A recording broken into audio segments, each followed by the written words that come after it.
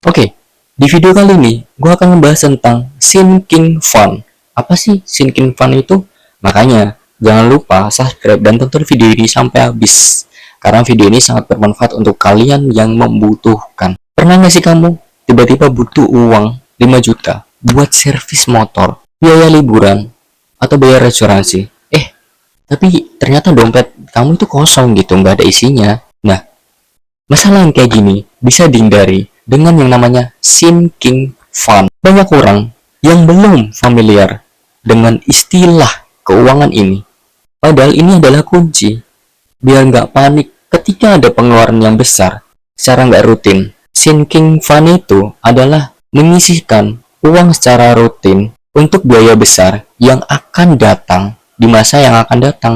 Lalu apa sih bedanya sama tabungan biasa?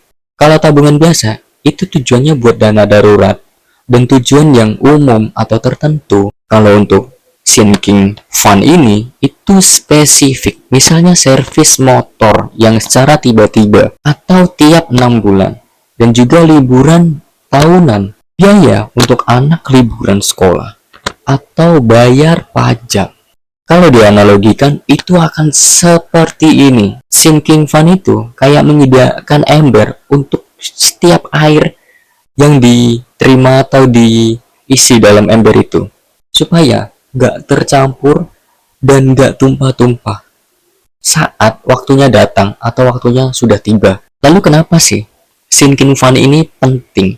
Oke, gue akan beberkan beberapa alasan kenapa sih untuk sinking fund ini penting. Pertama, jelas mengurangi stres, karena nggak ada lagi drama buat nyari atau pinjaman untuk biaya yang besar.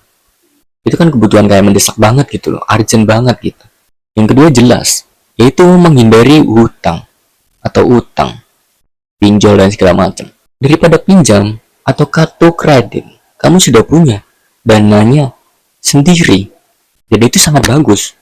Kenapa bagus? Ya karena kamu punya sendiri, nggak pinjam dengan bunga yang sangat besar atau bunga yang seberapa persen itu, tapi bisa menghancurkan hidupmu.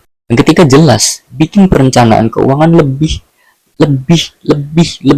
realistis. Kamu tahu nominal berapa yang harus disiapkan tiap bulan, jadi kamu lebih disiplin dan juga menumbuhkan konsistensi dalam menabung kamu atau segala macam itu. Gue bakal kasih contoh apa aja sih yang bisa diterapin dan juga apa aja gitu kan. Semisal nih, kamu punya gaji yaitu 10 juta.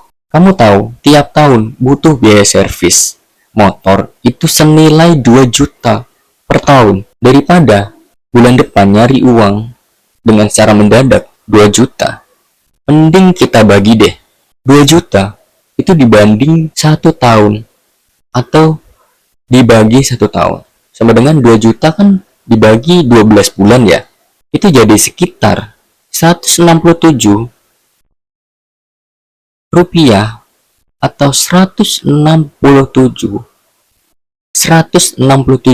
ribu per bulan. Jadi kamu harus sisihin tiap bulan itu sekitar 167 ribu untuk sinking fund ini atau servis motor ini. Dan ketika waktunya sudah tiba, tinggal pakai uang itu yang sudah dikumpulkan selama 12 bulan. Gak ada drama, gak ada stres, gak ada pusing, gak harus nyari utang segala macam kan. Terus apa sih dampak positif dari ngelakuin sinking fund ini? Oke, jadi dengan sinking fund ini, hidup atau keuangan kamu lebih terstruktur dan punya arah. Dengan gaji 10 juta, itu bisa dibagi-bagi untuk kebutuhan besar dan rutin tanpa berisiko defisit atau minus. Yang kedua, jelas uang nggak habis cuma buat kebutuhan harian, tapi untuk hal-hal penting yang nggak rutin atau nggak yang disiplin gitu.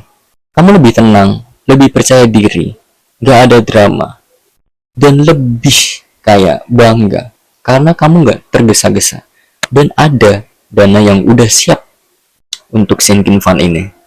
Singkatnya, sinking fund itu membuat kamu jadi proaktif, bukan reaktif. Makanya penting banget buat sinking fund ini di keuangan kamu. Jadi, Kalau kamu mau keuangan kamu itu bebas dan kamunya nggak stres, coba mulai deh bikin yang namanya sinking fund ini. Pilih dulu pengeluaran besar yang rutin, hitung jumlah uang yang berapa yang harus disisihkan dalam tiap bulan tuh. Dan juga mulailah menabung berapa persen, 20% sampai 30% dari gaji bulanan kamu. Ingat, uang yang disiapkan itu bikin hati tenang dan bikin pikiran gak stres. Jadi, pertanyaan buat kamu, pengeluaran besar apa yang pengen kamu siapin buat sinking fund ini? Tulis di komentar ya, biar kita sama-sama belajar. Dan jangan lupa subscribe, like, share video ini ke teman-teman kalian atau orang yang membutuhkan. Semoga video ini bermanfaat. Saya Nanda Bramantya, undur diri.